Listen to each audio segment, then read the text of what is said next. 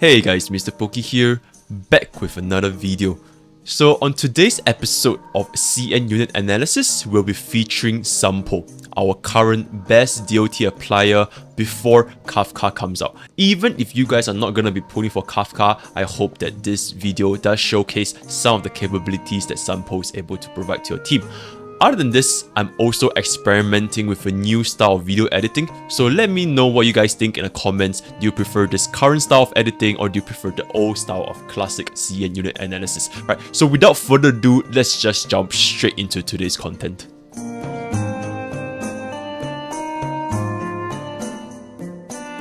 With the upcoming release of Kafka in version 1.2, CM Bros have finally started showing Sampo some form of attention because he is, after all, like I said just now, our current best DOT applier. The ability to stack on Windshare with his talent on his basic, skill, and ultimate on top of having a DOT damage increase makes him a prime candidate to be slotted into Kafka's potential DOT team. Unlike Servo, which is also another DOT applier, Sampo's roles are clearly defined to be DOT focused, since all of his traces are tied to attack percentage, EHR, with no focus on crit rate or initial damage like Servo. As a result, Sampo's build path is relatively straightforward, making it easy for players to focus and invest in him to bring out Sampo's best capabilities.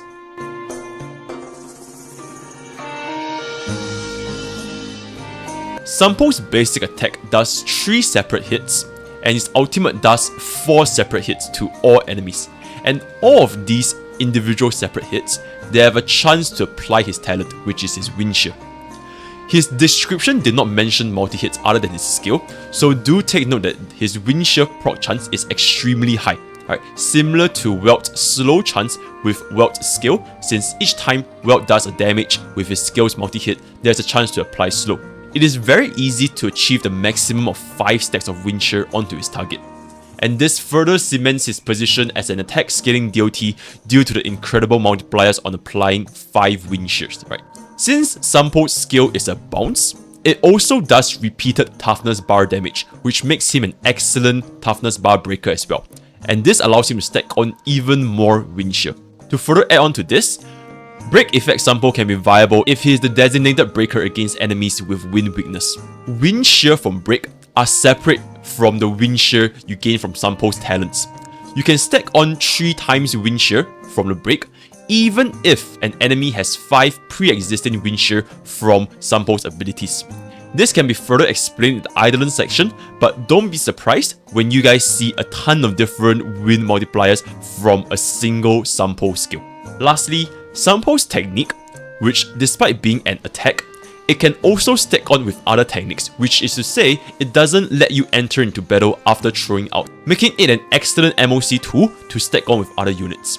Furthermore, this technique is extremely valuable for DOT comps since it is an action value pushback of 25%, and this very slight action value pushback allows our DOT to be applied just slightly before the enemy turn, and it will trigger the DOT once the enemy turns begin, which happens very quickly since the action value pushback is extremely small.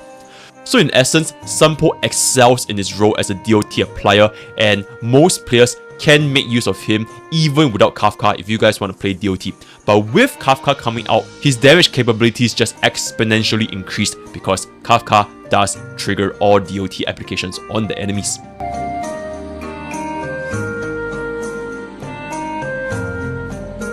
With regards to Sampo's EHR requirement, if you guys can just take a look at the table over here, he does require 156% EHR for his base chance from his talent, which is only 65%, to proc at a 100% accuracy against an enemy with 40 effect rest, which is essentially our current end game enemy effect rest. Now there's a saying where some people are suggesting you don't have to stack on this much effect rest if you want to land 100% accuracy, because most enemies in the game they are after all only at 30% effect rest. And I do agree with this statement because after all, sticking so much effect hit rate on Sampo for him to not make use of these effect hit rate against enemy that only has 30 rest is frankly a little bit of a waste. And as you can see over here, after pairing Sampo with an E2 Sail Wolf, which as we all know her E2 is an extremely potent E2 which reduces all enemy rest by 20%, you can see that the EHR requirement drastically dropped off. This is more than a 50% decrease from 156 to 73% and from 66 to 25% on his ultimate, right? Now, at this point of time, I would just like to point out, although his talent looks like you need an extremely high amount of EHR to land his wind shear, this is realistically not the case because a lot of Sampo's abilities, in fact all of his abilities, right, his basic, his skills and his ultimate, they are all multi-hits. Like I mentioned earlier in Common Misconception, his basic attack has 3 multi-hits, his skill has 5 multi-hits which goes up to 6 when you unlock his Eidolon 1, and his ultimate has 4 multi-hits. Now because Sampo has so many multi-hits, I've also drafted up a table over here where, assuming that Sampo only has 20% effect hit rate, you can see that the chances of him to trigger a single wind shear out of, for example, 3 different hits is close to 90% for an enemy with 30% rest and 84% for an enemy with 40% effect rest. And this probability goes up even higher if you were to pair it with E2 Sail Wolf, where at only 20% EHR, the chance of you landing a single stack of wind shear is 98% for an enemy with 10% rest and 97% for an enemy with 20% rest. So what am I trying to say over here? From what we see in the table, Sampo will need some kind of EHR for him to land his debuffs and DOTs consistently, right? Some, but not all. Since his basic skills and ultimate are all multi-hit abilities, and the table above shows that even at 20% EHR, Sampo has a roughly 90% chance of landing wind shear at least once over 3 hits. Now, keyword to note over here is at least once, but as we know, wind shear actually does stack up to 5 stacks. Considering the fact that wind shear can stack up to 5 times, EHR is definitely a very decent sub-stat for Sampo despite the multi-hits, so as to ensure that Sampo hits 5 times wind shear as quickly as possible. But that being said, wind shear only caps at 5 stacks. So after 2 to 3 cycles with Sampo, the enemy is essentially going to be capped at 5 times wind shear for the rest of the entire game. Especially Sampo refreshes wind shear extremely efficiently, right? From his basic attack, from his skill, from his ultimate, they all refresh wind shear. So once Sampo reaches 5 wind shear stacks, the enemy is pretty much going to be at 5 stacks for the rest of the game. So in that sense, the effectiveness of EHR will fall off after 2 to 3 cycles with Sampo. In conclusion, stick with attack percentage chest on Sampo, but some EHR substats are good to have. Right? Remember, he also have an additional 18% EHR from his traces as well. So landing roughly 20%, 30% EHR from his substats should be fine enough for Sampo for him to land up to 5 times wind shear in roughly 2 to 3 cycles.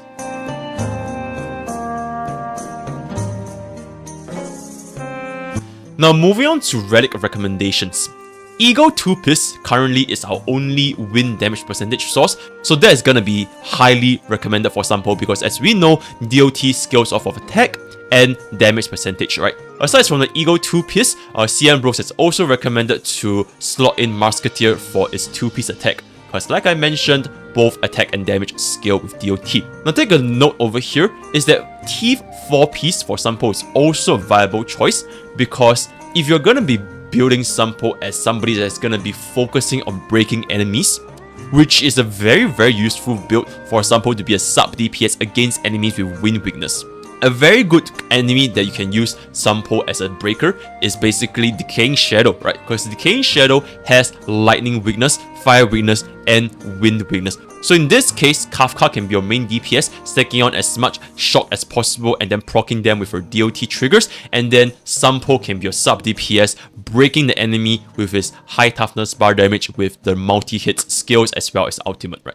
Now when it comes to his planar 2-piece, Space Sealing Station is undoubtedly the best in slot because it is the only one in the game right now that provides raw attack. I would not recommend Pan-Galactic due to the fact that farming for Pan-Galactic means you're also farming for Celestial Differentiator, which, as we know right now in this game, Celestial Differentiator is the worst planar 2-piece. I have no idea what miHoYo is thinking when designing that 2-piece, but generally speaking, it is really stamina inefficient. Furthermore, like I mentioned just now in the EHR section, Sampo does not need extremely high EHR, which further reduces Pan-Galactic's effectiveness compared to, for example, another unit like Silver Wolf. Silver Wolf, all of her hits are basically a single hit, so she does need pretty high EHR to ensure that she lands her weakness implant with 100% accuracy, and this exact number can be found in my Silver Wolf's CN analysis. Now, another alternative 2-piece, if he's gonna be a sub DPS, can be Fleetless, because Fleetless does provide this additional 8% damage to our main DPS, which in this case is going to be Kafka. So in this case, if you really want Sampo to be boosting your Kafka's damage potential to the next level, you can consider Fleetless at a slight expense of his own Space Sealing Station attack bonus. When it comes to main stats and subsets, you can see that chest is always going to be attack percentage for the reasons I mentioned just now, why you wouldn't want to go EHR. For boots, you can either go attack percentage or speed, and for rope, you can either go attack percentage or break effect, and for sphere, it's always going to be wind damage sphere. And then for substats, you have an equal weightage on either speed, attack percentage, or break over EHR. Now let me explain the main stats and substats a priority a little bit. As a main DPS, Sampo does not need to be extremely fast. Compared to another main DPS such as Kafka, right? Kafka, you want her to be fast so that she can trigger the DOTs as often as possible. But for Sampo, there's no need for him to be super fast, since Wind Shears stays at their current amount of stacks as long as the new Wind Shear is reapplied. And given Sampo's numerous multi-hits, this is gonna be an extremely easy feat to reapply Wind Shears and keep them topped up at 5 stacks pretty much throughout the entire game. Now, that being said, speed does increase Sampo's ultimate DOT damage taken uptime, with increased ultimate frequency since you're now going faster. So this can be considered if you want Sampo to keep reapplying the ultimate damage, DOT damage taken. It also directly increases Sampo's toughness bar damage because faster Sampo results in more frequent skill usage. So this is gonna be very ideal for Sampo if you're gonna be doing break effect. And once again, like I said, break effect does not scale with attack percentage at all, right? So in this case, you would want to go for speed. And to just further add on a little bit, break effect Sampo is really only viable for enemies with wind weakness, right? You have to break with Sampo, if not break effect is just not gonna work. Also, it is not advised for break effect Sampo to be the main DPS, because if he is gonna be your main DPS, you're losing out a lot of damage percentage that you could have otherwise gotten on his talent, because his talent's Wind Shear does scale extremely well with attack percentage, especially after E4. Right, so that is the distribution for Sampo's Relic Recommendations.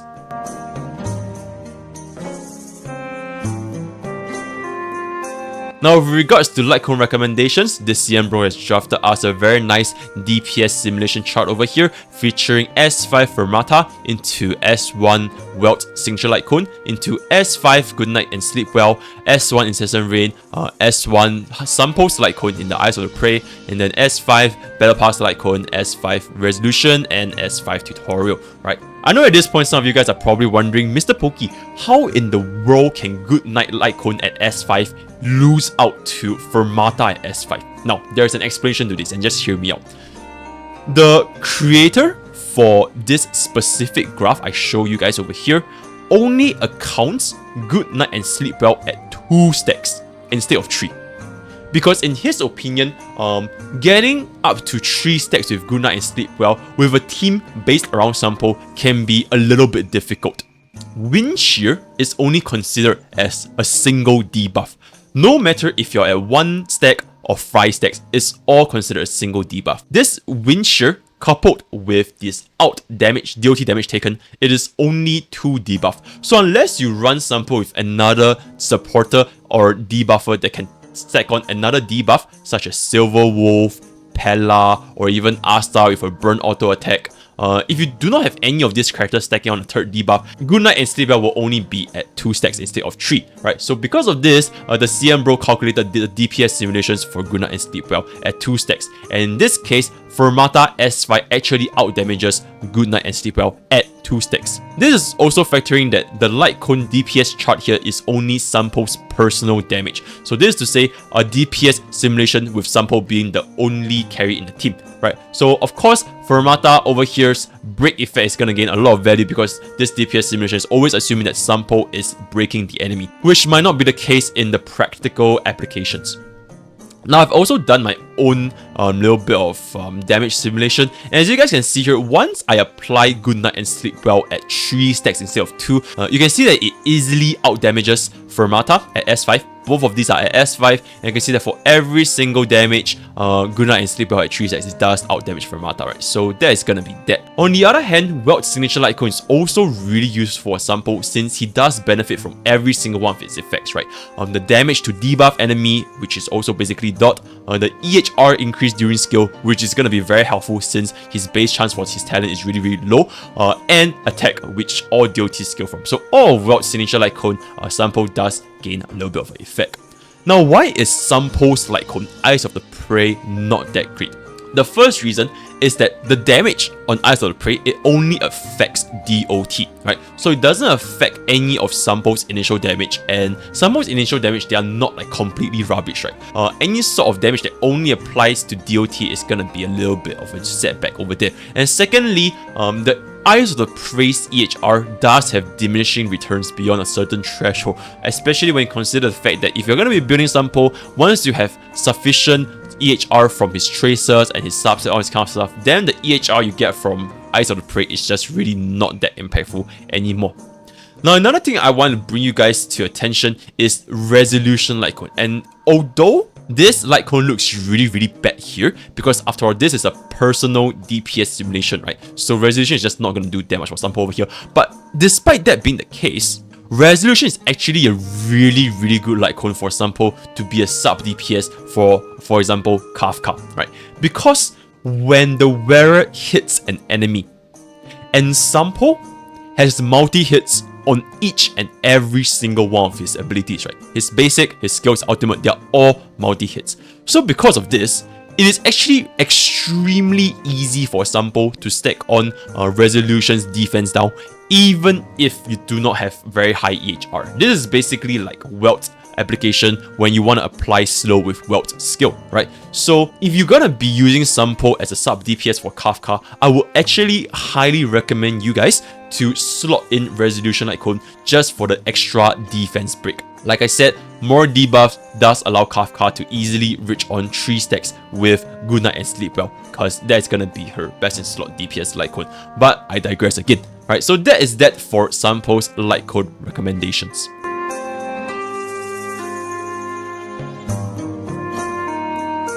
Now, with regards to Sampo's Eidolon strength, you can take a look over here. Eidolon 1 is the best Eidolon for Sampo because not only does it increase Sampo's actual damage, but increased hit directly translates into increased wind shear proc, since now there's one additional hit for wind shear to proc at 65% base chance, right? There's also increased energy regeneration because there's now one extra hit. You now regenerate 36 energy instead of 30 energy.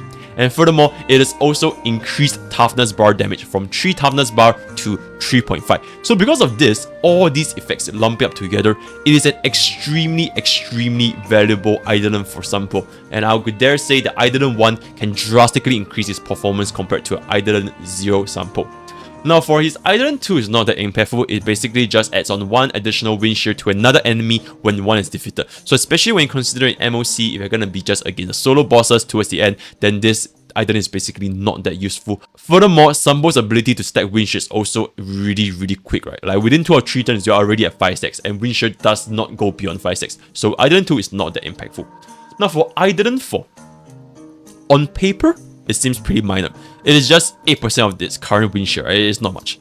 But in reality, it triggers for every single hit in Sampo's skill, meaning it goes up to 48% additional wind shear damage, right? Because it is 6 different hits on his skill after Eidolon 1. Furthermore, if you take a look at the wording of his Eidolon 4, right? When a skill hits an enemy with 5 or more wind shear, the enemy takes 8% of current wind shear damage. This current wind shear, it also includes break wind shear, right? So theoretically, you could have this ability triggering for 8 stacks of wind shear, 5 from his skills and 3 from his break effect. And all this triggers each and every single time you hit an enemy with his skill, which is up to 6 hits, right? So that's why you can see this kind of screenshots where Sampo has like so many different multipliers, because this is with Sampo's E4. And in my opinion, this is Sampo's next most important Eidolon aside from his Eidolon 1. And for Sampo's Eidolon 6, it's basically a raw DPS increase that increases all of his talents wind shear. Note that it is his talents wind shear and is not his break effects wind shear, right? But of course, it is definitely a nice additional damage on top of his E1 and E4. So in conclusion, E1 is most important, followed by E4, and once at E4, it is completely possible to build a main DPS Sampo and see some extremely big numbers on his skill. Although E0 is still possible, you're probably not gonna see something as impressive as this kind of screenshots come into your face.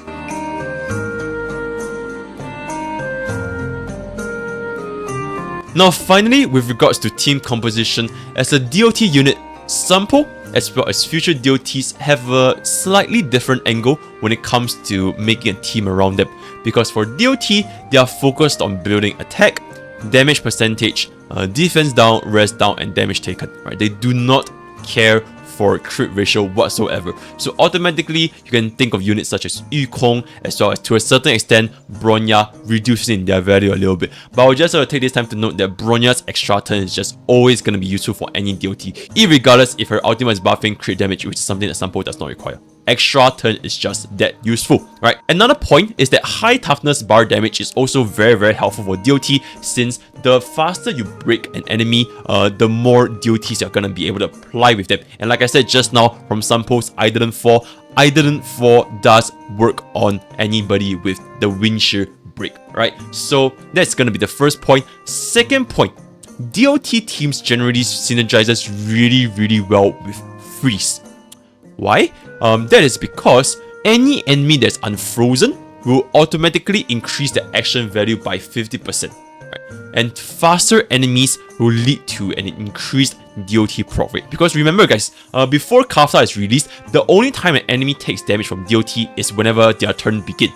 So for all DOT units in general, even if you don't consider Kafka's DOT trigger, a faster enemy does lead to more damage being inflicted upon them because their DOT is gonna get triggered, right? Now with that being explained, here are some of the Sampo teams. Asta, Sampo, Tingwei, March 7 is probably gonna be an ideal main DPS carry for Sampo, right? So if your Sampo is using Eidolon 4, you can go ahead and try out Asta, Tingwei, and March 7. Another possible team is Asta, Sampo, Luocha, and this is gonna be our Kafka over here. So this is gonna be probably our standard Kafka comp whenever she comes out, a Kafka DOT comp, right? She can make use of Sampo. Another thing you can consider is actually Blade, Sampo, Bronya, and Luocha. In this scenario over here, Sampo is gonna be our sub DPS, breaking the enemy and just causing a ton of damage with his wind shear, and Blade is gonna be our main DPS with Bronya buffing Blade with majority of the time. And finally, we do have a potential Nihility comp with Silverwolf, Sampo, Japart, and Pella, right? So this comp can easily stack on 3 stacks of Good Night Sleep Well, no issues whatsoever,